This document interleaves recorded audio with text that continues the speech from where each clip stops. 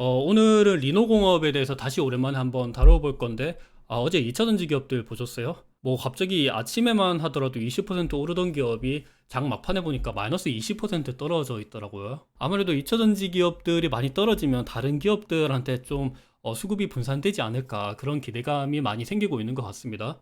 저는 그중에서 좀 반도체를 눈여겨봐야 된다고 생각을 하고 있고, 그 점에 리노공업을 좀 보면 어떨까 생각을 하고 있습니다. 리노공업은 왜냐면 다른 반도체 기업들 대비해서 아직 주가가 많이 못 오른 편이에요. 물론 그때 주가가 굉장히 많이 떨어져서 그때보다는 한 55% 주가가 오른 편이긴 하지만 아직 전고점 대비했을 때는 좀 상승 여력이 있다고 보고 있습니다.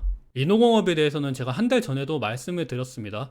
저평가 우량주에다가 배당까지 주는 반도체 기업이라 그러고 반도체 사이클이 다가온다. 그래서 리노공업이 좋다라고 말씀을 드렸어요. 그때 주가는 한 13만 원 정도인데 지금은 17만 원까지 올라와서 한 30% 플러스가 된 것 같아요. 그래도 최근에 반도체 업황이 좀 개선이 되는 흐름이 많이 보여서 아직까지도 좀 괜찮지 않나라는 생각을 조심스럽게 하고 있습니다. 장기적으로 봤을 때 리노공업은 꾸준히 우상향을 하고 있습니다. 월봉 기준으로 보면 한 3번의 퀀텀 점프를 했었는데 대표적으로 2013년도에서 한 2015년 요때 한번 되게 큰 상승이 일어났었습니다. 그때는 모바일 수요향 때문에 반도체 기업들이 전부 다 실적이 좋았고 주가도 좋았었죠. 아마 2008년도 요때 아이폰이 처음 등장하고 난 다음에 갤럭시 노트는 2011년도쯤에 등장을 했을 거예요. 그러면서 삼성전자가 모바일 쪽으로 점유율이 계속해서 늘어났었죠. 그러면서 당연히 이쪽으로도 반도체 수급이 굉장히 좋았습니다. 리노공업 실적도 좋았었고요. 주가도 좋았었고,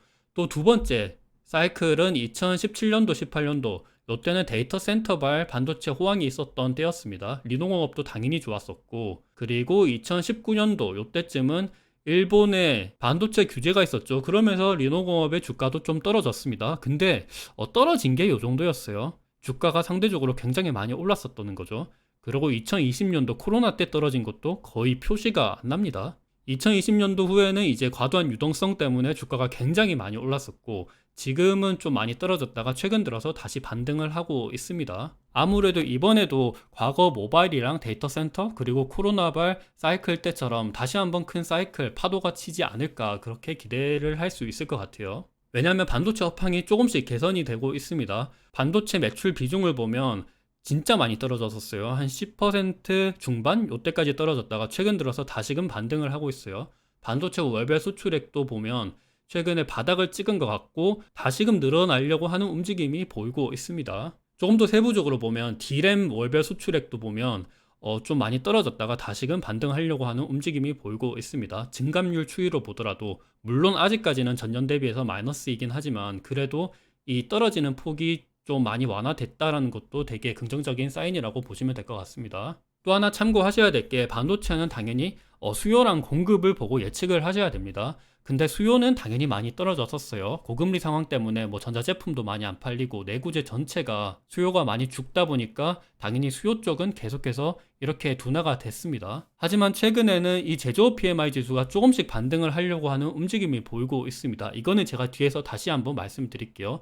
서비스업 PMI 지수 같은 경우는 원래 좀 높은 편에 있었긴 했지만 상대적으로 제조업 PMI 지수도 최근 들어서 조금씩 좀 다시 오르려고 하는 움직임이 보이고 있기 때문에 그 점을 본다 그러면 반도체 수요도 다시금 이 여기 나오는 그래프처럼 올라갈 수 있다라고 볼 수 있을 것 같아요. 그리고 공급 쪽은 이미 많이 떨어진 거 알고 계시죠? 작년도 하반기부터 SK하이닉스, 뭐 삼성전자, 마이크론 전부 다 이 캐파를 계속해서 감소해 왔습니다. 반도체 재고가 많이 쌓였다 보니까 이 재고 조정을 위해서 공장 가동률도 좀 많이 줄이고 투자도 많이 줄였습니다. 공급이 많이 줄어든 거죠. 이 상태에서 수요만 회복을 한다 그러면 상대 수요는 여기 아래 나오는 그래프처럼 다시금 올라갈 수가 있습니다. 그렇게 되면 당연히 반도체 가격도 올라가고 이 수출 데이터도 올라간다 그러면 많은 반도체 기업들이 호황을 다시 누릴 수 있을 것 같아요. 이거는 세계 반도체 장비의 청구액을 나타내는 그래프예요.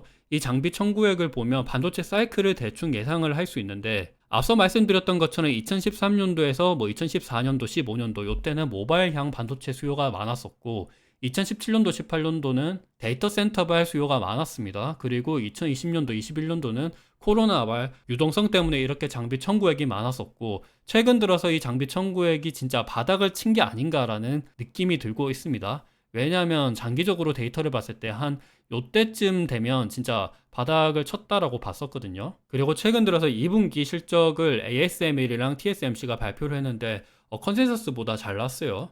진짜 바닥을 친 게 아닌가라는 기대감이 솔솔 올라오고 있습니다. 물론 이 반도체 바닥이라는 게 좀 주관적인 거이기도 하고, 그리고 완전 예측 불가능한 거는 사실이긴 합니다. 이걸 그냥 완전 예측한다 그러면 뭐 그냥 바로 지금 미국 재무부 장관에 앉아 있으면 되겠죠. 하지만 지금 적어도 여러 정황상 마이크로소프트의 챗 GPT, 구글의 바드, 엔비디아의 AI 칩, 그리고 뭐 우리나라 쪽으로 HBM, 메모리 반도체 이런 것들을 봤을 때 확실히 반도체를 투자해보면 나쁘지 않지 않나라는 생각이 들고 있습니다. 그리고 여기다가 2차전지 수급이 확 죽는다 그러면 그 수급이 또 어딘가로 흘러가야 되는데 반도체 나쁘지 않은 것 같아요. 삼성전자의 D램 재고도 보면 지금이 거의 피크를 치고 앞으로 떨어지지 않을까 그런 전망이 나타나고 있습니다. SK하이닉스도 마찬가지예요. SK하이닉스의 재고는 조금 더 가파르게 떨어지고 있는 느낌이 보이고 있습니다. 그래서 리노공업의 장기적인 실적치를 보시면 꾸준히 우상향을 했습니다. 그리고 뭐 특이한 게 2020년도, 21년도 때는 진짜 굉장히 가파르게 올라갔어요. 그러다 보니까 뭐 당연히 주가가 이때 많이 올랐었던 거겠죠. 그리고 이번 1분기 때는 실적이 진짜 굉장히 많이 떨어지긴 했습니다. 하지만 올해 하반기 아니면 내년부터는 이 실적이 다시금 올라가지 않을까 기대를 할 수 있을 것 같아요. 물론 올해까지는 실적이 당연히 안 좋을 거라고는 뭐 많은 사람들이 이미 예측을 하고 있어요. 아직까지 재고가 높은 편이고 반도체 가격도 뭐 본격적으로 오르는 느낌이 안 들고 있기 때문에 올해까지는 실적이 안 좋겠지만 내년부터는 앞으로 이제 금리가 진짜 상단을 치고 금리가 떨어진다 그러면 경기도 좋아지고 내구재 수요도 높아지고 이러면 반도체 실적이 좋아질 수가 있을 것 같아요. 그리고 리노공업은 이 점도 보셔야 되는데 마진율이 거의 40%대에 육박하는 기업입니다. 제조업인데 마진율이 40% 나오는 기업은 저는 진짜 잘 본 적이 없는 것 같아요. ASML도 마진율이 거의 한 33%밖에 안 되거든요. 33% 밖에라고 얘기하기도 힘들지만 리노공업 대비해서는 작은 편에 속합니다. 리노공업이 어찌 보면 진짜 슈퍼을이라고도 생각을 할 수 있을 만큼 마진율을 이렇게 높게 가져가는 기업입니다. 삼성전자랑 SK하이닉스가 바보가 아니라서 이렇게 리노공업의 마진율을 높게 가져가게 하려고 하는 게 아니에요. 리노공업의 기술력이 진짜 독보적으로 뛰어나거나 아니면 시장 장악력이 높거나 아니면 또 뭐 비용 통제가 되게 잘하는 기업이던가 요런 게 아니면 마진율이 이렇게까지 높을 수가 없습니다. 어찌됐든 간에 이 점은 되게 긍정적이고 밸류에이션을 높게 측정을 해줄 수 있는 요인이기 때문에 이 점도 우리가 한번 눈여겨보시면 좋을 것 같아요. 물론 밸류에이션적으로 리노공업이 그렇게까지 싼 편은 아닙니다. 뭐 당연히 마진율이 40% 나오는 기업이고 그리고 매해마다 한 20% 정도 성장을 하는 기업이다 보니까 밸류에이션은 당연히 높게 줄 수밖에는 없을 것 같아요.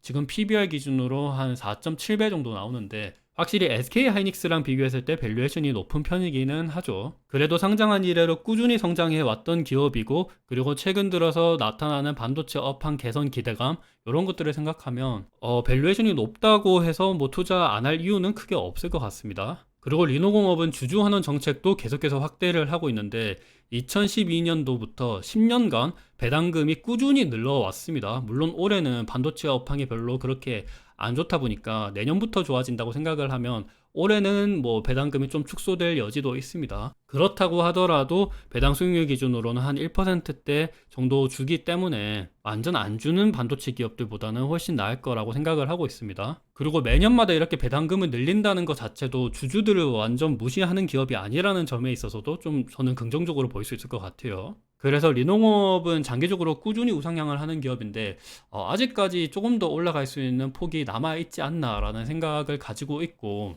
그리고 이 점도 보시면 2013년도부터 10년간 거의 주가가 한 7배 정도 상승을 했습니다. 10년 전에 거의 26,000원 정도였다가 지금 17만원 정도까지 올라왔으니까 한 7배 상승을 했는데 삼성전자는 지난 10년 동안 2.5배 정도 상승을 했거든요. 확실히 삼성전자가 안정적이고 반도체에서 대장인 건 맞지만 조금 더 나는 공격적으로 투자를 하겠다, 조금 더 돈을 많이 벌고 싶다 이러면 중소형 반도체 기업을 투자하는 것도 저는 괜찮다고 생각을 해요. 주가가 올라갈 때 리노공업이 확실히 삼성전자보다는 훨씬 더 많이 올라갑니다. 물론 떨어질 때도 반대로 많이 떨어지긴 한 건 사실이에요. 그래도 최근에 2차전지가 많이 떨어진다 그러면 이 수급이 다른 곳으로 몰릴 텐데 반도체가 그 다음 타겟이 될 가능성이 크지 않나 라는 생각을 하고 있습니다. 오늘 영상은 이 정도로 끝내도록 하고 많은 도움이 되셨으면 좋을 것 같습니다.